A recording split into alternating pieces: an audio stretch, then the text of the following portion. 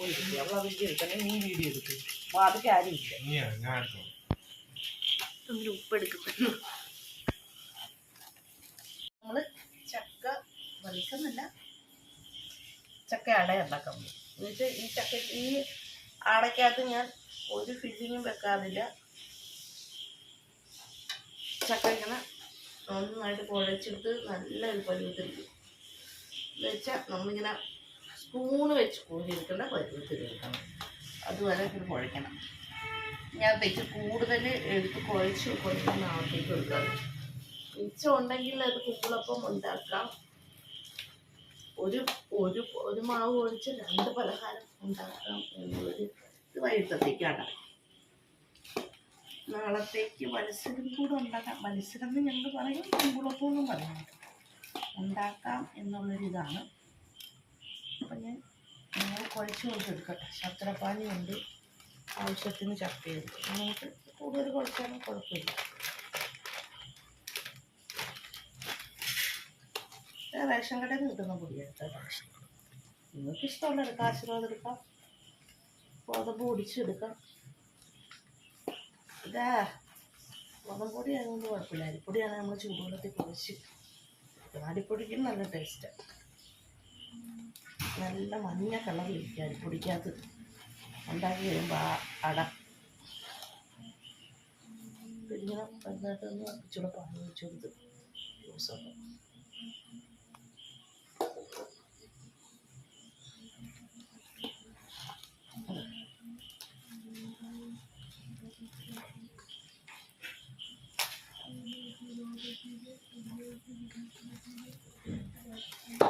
നമ്മളിത് കറി വെച്ചല്ല എല്ലാം വെച്ചിട്ട് നമുക്ക് എടുക്കണം.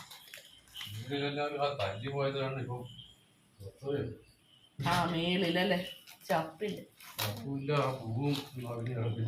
കിടപ്പില്ല.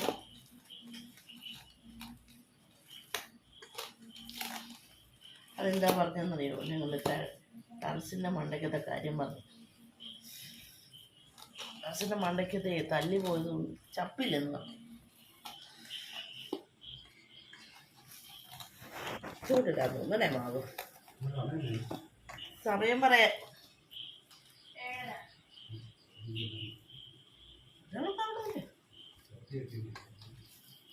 അക്ഷരേ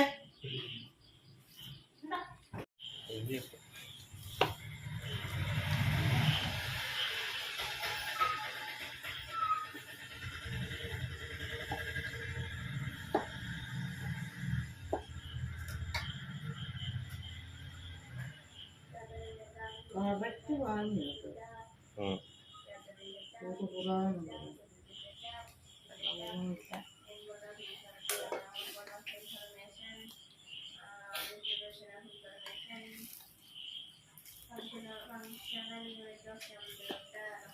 ഏതാണ്ട് ഇതായിട്ടുണ്ട് നമ്മുടെ മാവ്. നമുക്ക് അടയുണ്ടാക്കാം. അട ഉണ്ടാക്കാനുള്ള ഇലയൊക്കെ ഞാൻ എടുത്ത് മാറ്റി വെച്ചിട്ടുണ്ട്. വൈകിട്ടട രാവിലത്തേക്ക് കാണത്തില്ലെന്ന് തോന്നുന്നു. രാവിലെ ഉണ്ടാക്കാം അല്ലേ? രാവിലത്തേക്ക് തോന്നും. പിന്നെ മിച്ചം ഉണ്ടെങ്കിൽ രാവിലെ എടുക്കാം അല്ലേ?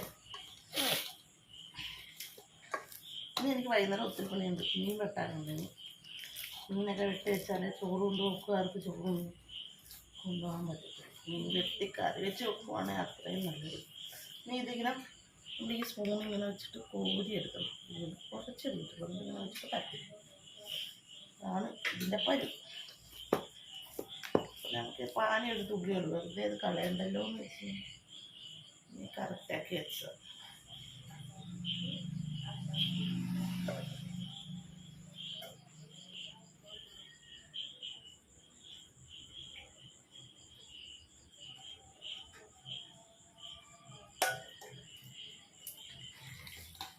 ഇതിനെ ചുമ്മാ എടുത്ത് വെക്കുന്നുണ്ടാവും. പോയി ആ സമയത്തും നമ്മൾ നമ്മുടെ ജോലി കറക്റ്റായിട്ട് ചെയ്തിരിക്കണം. ചെയ്യും കേട്ടോ. ഇനി ഞങ്ങൾ പോയി ബാറ്ററി കൂട്ടണം കേട്ടോ.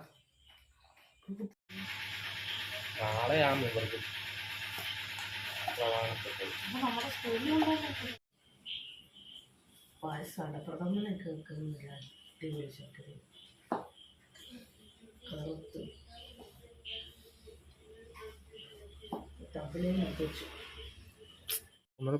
വാട്ടി വെച്ചിരിക്കുന്നത് കൊണ്ട് നമ്മൾ അട ഉണ്ടാക്കാൻ നേരത്തത് കീറിപ്പൊട്ടില്ല.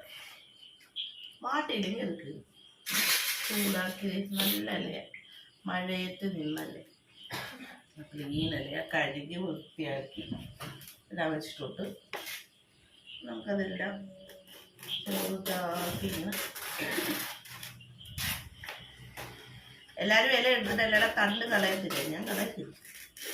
എന്നാക്കതാണെന്നറിയോ, നമ്മൾ ഈ അപ്പപാത്രം വെക്കുന്നതിൻ്റെ ഇടയ്ക്ക് ഇതിൻ്റെ കമ്പ് വെച്ച് കൊടുത്താൽ എല്ലാത്തിനും നന്നായിട്ട് ആവി വരും.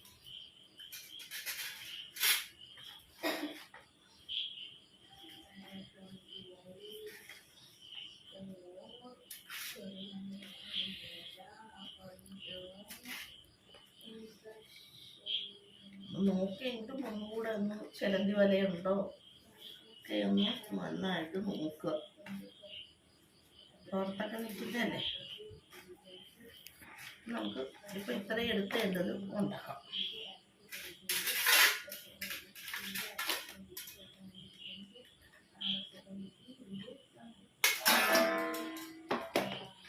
ഇതിനകത്തോട്ട് വലിയ എടുക്കാം.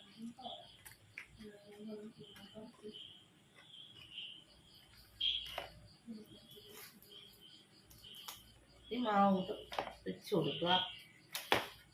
നമുക്ക് എന്തോ ചെയ്യണമെന്നറിയോ, അത് ഇങ്ങനെ വെച്ചിട്ട് ഒത്തിരി കട്ടിയാകല്ല അടയ്ക്ക്. അപ്പോൾ അത് ഇങ്ങനെ പരത്തി കൊടുക്കണം. കട്ടിയായി കഴിഞ്ഞാൽ കഴിക്കാനൊരു ബുദ്ധിമുട്ട് തോന്നും, റൊട്ടിയുടെ ഫീലിംഗ് വരും. അപ്പോൾ ഇത് ഞാൻ ചെയ്താൽ ഞാൻ ഈ മാവിൻ്റെ അകത്ത് ഏലക്കയും ജീരകവും ചക്കയും തേങ്ങ ആട്ടാപ്പൊടി ഇതെല്ലാമാണ് ചേർത്ത് കൊടുത്തേക്കുന്നത്. ചക്കയുടെ കൂടെ തന്നെ ഏലക്കയും ജീരകവും എല്ലാം അടിച്ച് ചേർത്ത്. ചിലർക്ക് ചക്കയൊക്കെ പിടിക്കത്തില്ല, അതിന് ഞാൻ ഏലക്കയും ജീരകവും ചേർത്ത് കൊടുത്തിട്ടുണ്ട്. ഇങ്ങനെയാണ് ഇത് ഉണ്ടാക്കുന്നത്. അങ്ങനെ നമുക്ക് ഇത് മൊത്തം ഉണ്ടാക്കിയെടുക്കാവേ.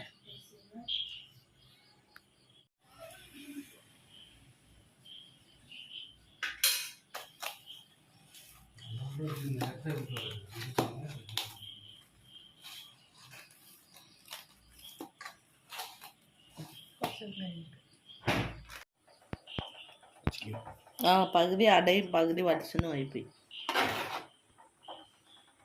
കേട്ടോ. പകുതി അടയായി. ഞാൻ പറഞ്ഞില്ലേ, കമ്പ് ഞാൻ ഇടയ്ക്ക് ഇങ്ങനെ വട്ടം വെച്ച് കൊടുക്കുന്നു. വട്ടം വെച്ച് കൊടുത്താൽ ആവി എല്ലായിടത്തും കയറും. ഞാനാണ് വെച്ച് കൊടുക്കുന്നത്. താഴെയൊക്കെ വെച്ചിട്ടുണ്ട് കേട്ടോ, ഇടയ്ക്കൂടെയൊക്കെ ഇങ്ങനെ ആവി കയറി വരാൻ വേണ്ടി. ഇത് താഴെ വത്സൻ കുമ്പളപ്പമാക്കി, മേളിൽ അട. ഇപ്പം നമ്മുടെ അടയെല്ലാം വെച്ച് കൊടുത്തു. പെട്ടെന്ന് വരും, നൈസായതുകൊണ്ട്.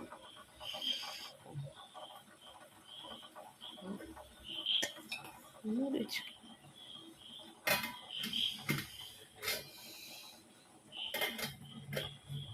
ഓക്കെ, ഇതാട്ടോ.